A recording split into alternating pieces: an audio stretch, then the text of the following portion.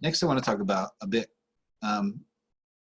biomes that are associated with a bit colder conditions, including coniferous forests. You find coniferous forests at the higher elevations of the Sierra Nevada. So this is showing coniferous, or what's called boreal forest, and most typically it dominates the environments in Canada and in Russia, but we also find it at high elevations like in the Sierra Nevada. They're associated with D climates, or what's called severe climates. These are climates that have moisture, and they reach a fairly warm temperature in the summertime, which means there's enough warmth for tree growth. However, they're extremely cold in the wintertime, so they're dominated by these conifers, and conifers can survive the cold winter much better than broadleaf trees. So again, you have coniferous forests. These are adapted to severe temperatures. You find them at high latitudes, such as the boreal forest, a massive forest in Canada, or the taiga, a massive forest in Russia. But we also find them at high elevations, such as in the Sierra Nevada. Now, lastly, I want to talk about tundra or polar and also highland climates. And highland is going to be the one that is most applicable to where we live in California. It's actually that little bit up there. However, highland really just means a combination of different climates because of elevation. So these are like tundra environments at the top and at the top of the mountains, but the transition is going from a B climate to a C climate to a D climate to an E climate. Where we find tundra near the poles, it's typically either covered with ice or this tundra vegetation. So tundra is a kind of a treeless environment that is because of the cold weather. Here's a climograph showing a tundra environment. And here, not only is the winter very severe, but there's very cold temperatures in the summertime as well. That's why they're essentially treeless. At the extremes, we have places like Antarctica, which are what's called an ice sheet climate, which is what it sounds like.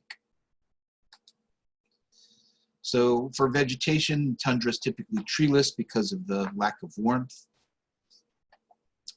But we can also lump into this category highland climates, where you have extreme temperature differences due to elevation rather than latitude. So here in this mountainous environment, we have trees, but then at some point you hit what's called the tree line, and above that tree line, it becomes more tundra-like, like up here in this plateau. So the idea is that you have different climates with elevation, and that results in different types of biomes. Here we have deciduous forest at lower elevation, coniferous forest as we move into higher. We hit the tree line, which is beyond which you get tree growth. Then you get more sort of a tundra-like environment, and eventually you end up with more of sort of an ice sheet. Here's a more local example. In the Sierra Nevada, we have grasslands in the Central Valley.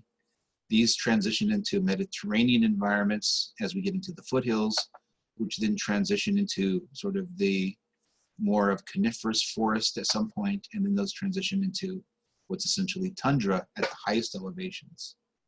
On the other side of the Sierra Nevada, in the rain shadow, we transition down into drier environments, in which include deserts. Some have described these as what are called life zones. So the Sierra Nevada can be looked at as having these different zones of living things, where you have grasslands at the bottom, chaparral or Mediterranean environments above that, and so on, all the way up to what's called Arctic alpine, which are the really highest elevations, which are more tundra-like. So here at the tops of the Sierra Nevada, at some point we stop having trees and we have more of a barren, cold environment because of the elevation.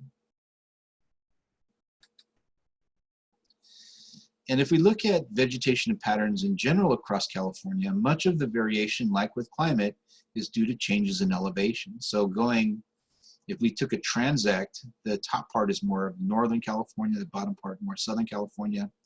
If we went across the from the coast across the Sierra Nevada, we would have changes in vegetation going up over the coast ranges and up over the Sierra Nevada and so on. The exact type would vary. It's a bit drier and hotter in the south and a bit colder in the north.